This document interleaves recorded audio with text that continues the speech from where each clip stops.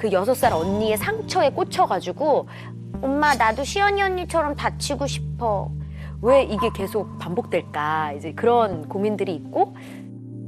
아까 왜 슬기 씨가 아까 처음에 좀 유산 얘기 살짝 하셨잖아요.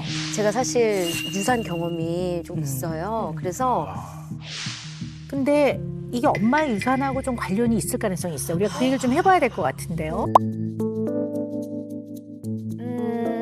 아무래도 아기가 관심과 집중이 굉장히 고픈 아이인가 봐요.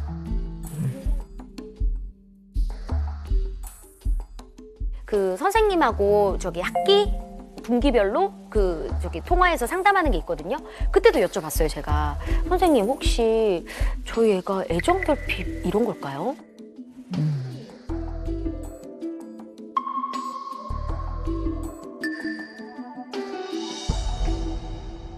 예를 들어서 키즈 카페에 동네에 6살 언니가 있어요. 근데 그 언니랑 같이 가서 신나게 놀았어요. 근데 그 6살 언니가 이모 나 여기 이러면서 보는데 어디에 콕 찍힌 거예요, 무릎이. 그래서 피가 나더라고요. 근데 뭐 많이는 아니고 살짝. 아이고 큰일 났다. 이거 그러면 가서 밴드 붙이자. 그래서 둘이 이제 집으로 가고 저는 이제 애기랑 더 놀았죠. 근데 그 6살 언니의 상처에 꽂혀가지고 엄마 나도 시연이 언니처럼 다치고 싶어. 저런 말을 많이 해요. 나도 시연이 언니처럼 피나고 싶어. 언닌 도대체 어디다 그런 거지? 이러면서 그 원인을 찾고 자기도 막 그러고 싶다라는 거를 계속 저한테 푸시를 하는 거예요. 그래서 결국에는 제대로 못 놀고 저희도 귀가를 했던 그런 에피소드가 있어요.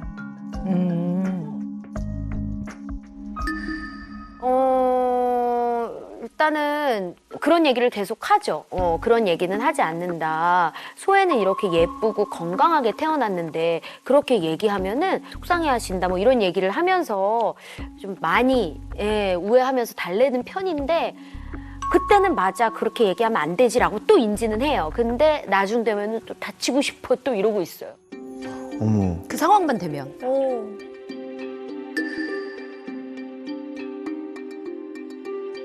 그래서 이거는 원래 나이가 들면 들수록 주변 언니들에 의하면 좋아진다고는 하는데 왜 이게 계속 반복될까? 이제 그런 고민들이 있고 그게 걱정이에요.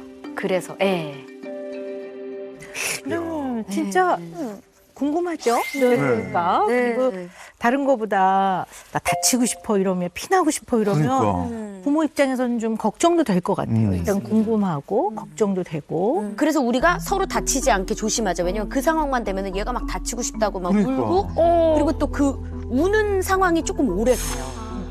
그 다친 친구가 그칠 때까지 걔도 같이 울면서 막 거의 뭐 난동도 피우기도 하고 요즘엔 조금 덜해지긴 했는데 정말 보시는 시청자분들도 오늘 이 고민에 되게 많이 격하게 공감을 하실 것 같아요. 제가 둘째를 가졌을 때 안아주는 걸 잘 못하고 이래지다 보니까는 그때 많이 예민해졌던 것 같아요, 첫째가. 그래서 아무래도 일단은 아기가 보기에 엄마 배가 이제 점점 불러오고 저기에 둘째가 있다고 생각하니까 엄마 뱃속에 동생이 있다는 거 알게 돼서 그러는 거 아닐까. 진짜 오죽하면 그 동생 스트레스 이런 말이 있더라고요. 있잖아요. 맞아요. 그러니까 온전히 본인한테 이제 관심을 쏟아야 되는데 그게 이제 나눠지는 게 아이한테는 진짜 스트레스일 것 같긴 하거든요. 또 아무래도 둘째 갖기 전보다는 애한테 뭔가 좀 달라진 게 있지 않을까. 무조건 있죠. 애들은 미세한 반응에도 금방 이렇게 눈치를 채니까. 근데 뭐가 있냐면은 제가 원래 아기를 정말 잘 안아줬거든요. 아기 안는 것도 좋아하고 그래서 되게 자주 안아줬는데 제가 사실 유산 경험이 좀 있어요. 그래서 아기 안아주지 말라 선생님께서 의사 선생님이 왜냐하면 어쨌든 아기가 이제 15kg 가까이 되다 보니까 그렇지.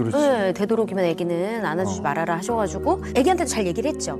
탄탄이가 뱃속에서 이제 점점 자라고 있어서 소혜를 안아주면 탄탄이가 힘들고 그렇대. 이제 이런 식으로 얘기를 하면서 이제 잘 타일렀는데 또 그게 또 짠하면서도 뭐 고맙기도 하고 여러 가지 감정이 들더라고요. 일단 소혜가 나 다치고 싶어. 나도 피나고 싶어. 왜 그럴까요? 우리 슬기 씨는 왜 그런다고 생각하세요? 저는 일단 그 친구가 다쳤어요. 그러면 그 친구의 엄마 저도 걱정하고 그렇지. 아빠도 걱정하고 주위 사람들. 키즈 카페 사장님도 오시고 이렇게 관심이 쏠리는데 그걸 보면서 나도 다치고 싶어라고 얘기를 하는 것 같거든요, 제 생각에. 그래서 그런 관심들이 좀 본인은 고픈 게 아닐까, 바라는 게 아닐까 하는 생각을 저는 하긴 했어요. 네. 첫째 소혜도 그럼 지금 많이 컸을 것 같은데 몇 살이에요? 지금 이제 5살, 올해 5살 되죠. 만 4살이고. 예. 빠르다. 소희다. 저희 엄마랑. 음악만 나오면 저렇게 앞으로 움직이긴 이렇게 해요. 탁 치고 나오는 네.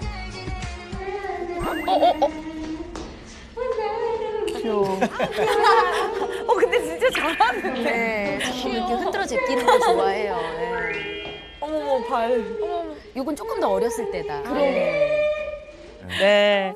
아니 영상을 보니까 우리 소혜가 네. 엄청 흥이 많네요. 그러니까. 네, 그리고 막 엄마 봐도. 열정이 많고 에너지도 넘치고 네. 제일 인상적인 게요. 일단 음악이 나오면 몸이 자연스럽게 움직여요. 그러니까 이 리듬을 타는 거죠. 근데 좀 뭐 관심을 받기 좋아하는 아이인 것 같아요. 네, 그리고 이제 농도로 보면 좀 진해야 돼 얘는. 강렬하고 진해야 되는데 그러면 어떻게 보면 관심이 고프죠. 관심을 필요로 한다고 볼 수 있는데요. 평소에 그런 관심을 좀 덜 덜 받나? 어떻게 생각하세요? 아니 근데 이거는 정말 저는 아침에 일어나서부터 잠들기 직전까지 정말 애기한테 최선을 다하거든요, 저는. 그래서 이 얘가 애정결핍은 아닌 것 같은데 라는 생각을 제가 하게 된 거예요. 주변에서도 혹시 그런 얘기를 간혹 들으세요? 얘가 이러는 거 보니까 좀 애정결핍인가 보다 이런 얘기를 들으세요? 엄마 입장에서 중요하다. 네. 저희 엄마가 엄마가 네. 야, 쟤 좀 더 신경 써주라. 뭐 저렇게 자꾸만 관심을 바라는 게 저 동생 없어서 그래. 이런 얘기 저희 엄마는 또 하세요. 네. 동생이 있으면 저렇게 욕심은 안 부릴 건데 막 이러면서. 아, 또 욕심이라고 또 생각하시는 네, 분도 있군요. 그렇게도 그러니까 관심을 네. 바라는 욕심 뭐 이렇게도 보시더라고요. 네. 저희 애기한테 약간 버릇을 잘못 들였나 이런 생각이 살짝 드는 게 저는 이제 애기가 뭘 하면은 오 너무 잘했다. 아까 이제 오빠한테 얘기했던 것처럼 막 그렇게 좀 과하게 리액션을 하거든요. 사랑해. 소희가 사줄 거야? 네. 택배로? 고마워. 오셔도 택배로. 엄마 너무 기대된다. 근데 만약에 아기가 뭐 그림을 그렸는데 제가 본인이 원하는 정도의 리액션이 안 나와요. 그럼 엄마 제대로 보라고 비밀어요. 그러면 제가 와 완전 이거 혼자 그린 거야? 이런 걸 이렇게 해주면은 그제서야 아기가 발길을 돌리거든요. 그러니까 이런 것들도 이 정도도 과한 건가요? 이게 되게 중요한 얘기를 하신 것 같아요. 오늘 이 얘기에 할 얘기 너무 많다. 근데 너무 중요한 얘기를 지금 하셨어요. 그리고 이 부분은 뭐 30, 40대, 20, 30, 40대의 부모들이 굉장히 같이 얘기를 해보고 공감을 많이 해볼 수 있는 주제인 것 같아요. 일단 예를 들어 정말 애정 결핍이면 이거는 문제가 생긴단 말이에요. 왜냐하면 꼭 부모가 줘야 되는 아이가 힘들어할 때는 옆에 있어줘야 되고 외로울 때는 또 손을 잡아줘야 되고 사랑이 필요할 때는 사랑한다고 애가 와 우리 엄마 아빠가 날 사랑하는구나. 그래서 와 우리 엄마 아빠랑 같이 있을 때 내가 안전해 편안해 라는 경험을 해야 된단 말이에요. 하루 종일 그 경험을 하고 살 수는 없지만 그 경험을 해야 되는데 이거는 본능적 욕구란 말이에요. 본능적 욕구란 말이에요. 그리고 이 본능적 욕구를 채워주지 않을 때 반드시 문제가 생긴단 말이에요. 부모가 돌봄을 안 하면 요구했다가 좌절하고 요구했다 좌절하고 그러다 나중에는 요구를 해서 좌절을 하는 것보다는 뚝 떨어져 나가버려요. 부모하고 담을 딱 쌓아요. 근데 이러한 애정 결핍으로 인한 양상들은 지금 우리가 얘기하는 거 상당히 다르단 말이에요. 일단 제가 봤을 때 소혜는 애정 결핍은 머리에서 지워버리시고요. 그건 전혀 아니고요. 얘는 강도로 보면 강도가 세고 진해야 되는 아이예요. 맞아. 이래야 돼. 이래야 조금 더 충족감을 느끼는 네, 아이예요. 그런 면이 좀 있어 보여요. 근데 그것만 다 있는 건 아니고요. 일단 이 양육의 과정에서 좀 어떤 면을 좀 우리가 오늘 얘기를 해봐야 되나라는 데서 아까 중요한 얘기를 하신 거예요. 근데 이제 제가 이렇게 보면 되게 열심히 사는 사람이에요. 맞아. 최선을 다하는 사람이고 그래서 육아도 굉장히 열심히 하시더라고요. 저 정말 최선을 다. 최선을 다하는 건 너무나 멋진 일이고 슬기 씨의 굉장히 큰 장점인데 약간 어떤 느낌이 드냐면 꽉 채우는 사람이야, 이 사람은. 뭐든 꽉 채워. 그래서 리액션을 해줄 때도, 아이와 상호작용을 해줄 때도 어떨 때는 먹어 뭐 이러면 되는데 막 1부터 100까지 막 꽉 채워서 막 우와 잘했어 이러니까 그러니까 언제나 꽉 채우는 거예요. 이게 육아에 있어서 완벽하게 하려는 꽉 채움이라고 보거든요. 조금이라도 빈 공간이 있으면 완벽하지 않은 것 같은 거야. 그러면 그걸로 마음이 몹시 불편하기 때문에 그 부분까지도 꽉 채우는 거야. 뭐 예를 들어서 아까 밥 먹일 때도 나는 애가 막 입에 물고 있는 걸 못 견디겠는 거야. 소혜야, 물어야지, 오물오물. 소혜야, 삼켜야지. 꿀꺽꿀꺽. 떡 말고 밥만. 골고루 먹어야지. 이렇게 골라 먹는 친구가 어딨어, 소혜야. 골고루 꼭 씹어 먹어야지. 그리피처럼 밤에 세균이 안 오는 거야. 응? 애기도 밥 먹으면서 참 얼마나 힘들까 싶을 때가 있어요. 애기한테 자꾸만 이런 걸 주입하게 되고 못된 엄마가 되는 것 같더라고요. 저도 모르게. 예. 정말 최선을 다하는 거야. 열심히 최선을 성실. 오케이, 맞아. 그러나 약간 다른 관점에서 다른 각도로 보면 그냥 삶을 완벽의 기준에 두고 이 완벽에 접근하려고 꽉 채우는구나. 그래서 여기서 생기는 빈 공간을 너무 불편해하고 때로는 이 빈 공간에 대해서 너무 두려워하는구나. 슬기 씨가. 불안해하는구나. 이런 느낌이 드는 거예요. 저는 있잖아요. 제가 또 키가 작으니까 좀 많이 작기도 해요. 그래서 그 먹는 거에 대한 스트레스가 제가 되게 커요. DNA는 과학이야. DNA는 과학이야. 아니, 이 방송 보시고 또 오종종한 엄마 아빠들 또 너무 실망하지 마시고 또 약간의 개선은 가능합니다. 약간의.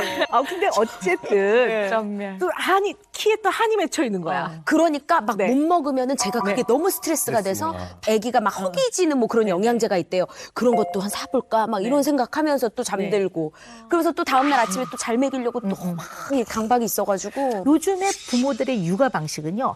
완벽한 육아를 하려고 하는 게 문제인 거예요. 완벽한 육아를 하려고 하는 게 문제인 거예요.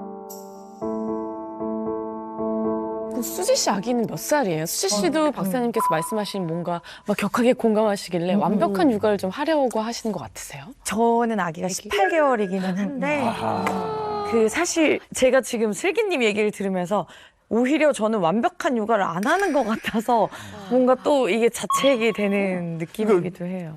또 이렇게 자책을 하고. 자책. 그러니까 이게 그러네. 완벽한 육아는 완벽이라는 거는 저변에 불안을 깔고 있는 거야. 그래서 언제나 빈 공간이 생기면 겁이 나고 두렵고 불안해지고 이게 내가 나를 다스려야 되는 문제인 거잖아요. 근데 내가 생각하는 그 정량에 못 미치면은 그때부터 저도 입맛이 싹 없어지고 갑자기 좌절이 돼요. 제 스스로. 이게 어떻게 보면 슬기 씨는 아주 대표적인 완벽한 육아를 하고 싶어 열심히 하는 키우는 굉장히 열심히 하는 엄마인데 그러니까 사실 저는 그냥 열심히 애들을 잘 키우는 건 필요한데요. 기준을 완벽에 두면 너무 힘들어져요. 그 빈 공간, 완벽하지 않은 데서 오는 부분은 결국 미안한 거 죄책감으로 남아요. 아까 수지 씨 대변 나 완벽하게 안 키우고 또 미안해 하잖아요. 그러니까 그냥 좀 그냥 편안하게 자연스럽게 키웠으면 좋겠어요. 슬기 씨가 오늘 소유에 대해서 이제 그 궁금증이 있어서 나오신 거니까요. 조금 더 구체적으로 좀 들어가 볼까요? 네. 우리 이런 생각 좀 해볼 필요가 있을 것 같아요. 우리가 그냥 한 개인도 나라는 한 사람, 슬기 씨면 슬기 씨, 슬리피 씨 다 이렇게 한 사람이 우리가 끊임없는 변화를 겪으면서 죽을 때까지 살아요. 이제 한 사람이 살다 보면 굉장히 많은 변화를 겪으면서 거기에 적응해 나가야 돼요. 그러면 아이 입장에서는 동생이 생기는 것 또한 겪을 수밖에 없는 변화이거든요. 그러면 얘 또한 그 변화에 반응이 당연히 생기겠죠. 자, 그런데 여기서 우리가 좀 생각을 하나 해봐야 되는 거는요. 요즘에 이제 많은 부모님들이 이러한 아이의 변화에 굉장히 겁을 먹거나 불안해해요. 겁을 먹거나 불안해해요. 진짜 불안해. 동생이 생기면 아까 제가 이제 변화에 따른 아이들 나름대로의 반응이 생기는데 이 반응도 이 완벽한 육아를 하는 사람들 입장에서는 빈 공간처럼 느껴져서 이걸 어떡하지? 이렇게 되는 거예요. 그게 굉장히 겁도 나고 두려운 거지. 그러한 것들이. 이런 면이 있으신 거예요. 그런 면에서 오늘 슬기 씨가 말씀하신 거는 굉장히 중요한 주제라고 봐요. 그러니까 약간 빈 공간이 있어도 되는데 있었으면 좋겠어요. 저도 뭐 잘 키우는 건 아닌데 이게 마음이 많이 앞서다 보니까 그런 것 같아요. 예. 아니 근데 이제 뭐 우리가 소외에 대한 얘기를 계속 하고 있는데요. 어쨌든 얘가 나도 피나고 싶어, 다치고 싶어 하는 건 조금 더 그러니까. 우리가 더 이 아이를 딱 가운데 놓고 우리가 좀 이 아이를 이해해 나가보는 과정은 필요할 것 같아요. 그 6살 언니의 상처에 꽂혀가지고 엄마 나도 시연이 언니처럼 다치고 싶어. 왜 이게 계속 반복될까? 이제 그런 고민들이 있고 아까 왜 슬기 씨가 아까 처음에 좀 유산 얘기 살짝 하셨잖아요. 제가 사실 유산 경험이 좀 있어요. 그래서 근데 이게 엄마의 유산하고 좀 관련이 있을 가능성이 있어요. 우리가 그 얘기를 좀 해봐야 될 것 같은데요. 일단 유산을 하면 엄마도 몸을 추스려야 되니까 그 회복이 될 때까지는 굉장히 건강에 대한 부분에 굉장히 이렇게 많은 신경을 쓰고 있단 말이에요. 주변에서도 그러고.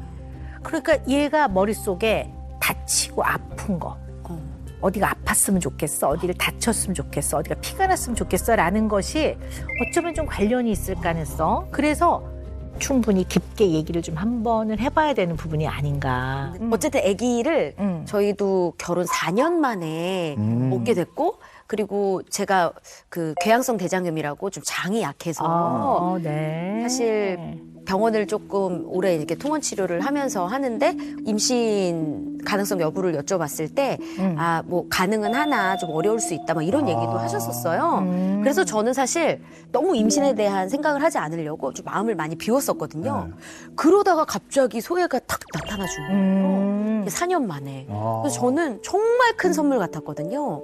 그래서 저는 솔직히 둘째를 바로 좀 갖고 싶었어요. 그래서 좀 같이 키우고 싶어서 늦지도 빠르지도 않은 시기에 이제 아이가 생겼는데 설거지를 하다가 하혈을 한 거예요. 근데 이제 주변에서는 그거 뭐 피 고인 게 나오는 걸 거야, 괜찮을 거야 이제 이러면서 좀 다독여주고 그래서 갔는데 아이가 이제 심장 소리가 안 들린다고 하더라고요. 예. 그래서 그때는 진짜 하늘이 무너지는 게 이런 기분이구나.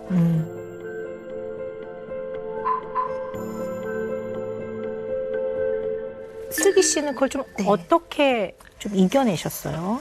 일단 이런 감정들을 저희 첫째가 또 있으니까 애기한테는 저는 보여주면 안 된다라는 생각이 너무 크다 보니까 막 슬퍼도 애기 어린이집 보내고 나서 좀 곱씹으면서 슬퍼하고 회상하고 왜 그랬을까 막 또 생각하고 그러면서 저는 또 포기는 안 했어요. 어쨌든 너무 둘째를 갖고 싶은 마음이 저희 남편하고 저도 있었어가지고 그리고 나서 가졌는데 또 유산이 됐고 유산을 4번을 했는데 아이고. 숫째 놓고 나서.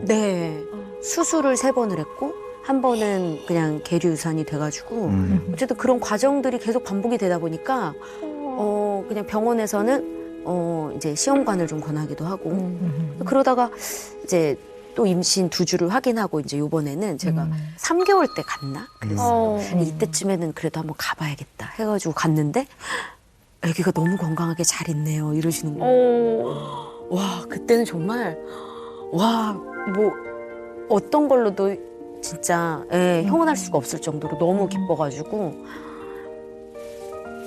진짜 그 선생님 저기 원장 선생님 붙들고 감사합니다 막 이러면서 막 울었던 기억이 나요. 지금 그때 감정이 막 생각이 올라와서. 나네요. 유산을 하게 되면 뭐 신체적으로도 굉장히 많은 타격이 있지만 마음적으로 그렇죠. 네, 아이를 잃은 거와 아주 유사한 정도의 굉장한 상실감이 오기 때문에 그리고 절망감이 오고 또 죄책감이 온단 말이에요. 내가 뭘 잘못해서. 그러니까 이제 그 이유를 자꾸 찾으면서 굉장히 힘들어하는 경우들이 많아요.